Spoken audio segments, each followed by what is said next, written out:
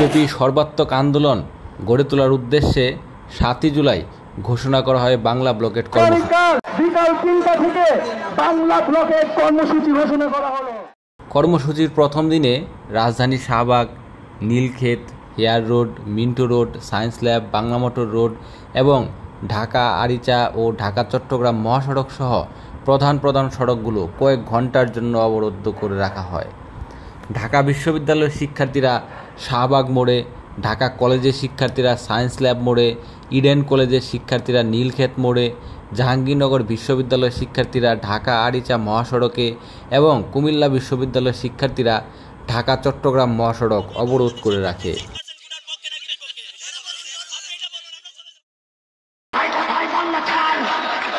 দিনের কর্মসূচি শেষে আন্দোলনরত শিক্ষার্থীরা সংসদে আইন প্রণয়নের মাধ্যমে সরকারি চাকুরির সব গ্রেডে অযৌক্তিক কোটা বাতিলের এক দফা দাবি নিয়ে অবরোধ চালিয়ে যাওয়ার ঘোষণা দেন। বাংলা অবরোধে শিক্ষার্থীরা রাজধানীতে অবরোধ কর্মসূচি পালন করায় ঘণ্টার পর ঘণ্টা স্থবির হয়ে পড়ে ঢাকা মহানগরী।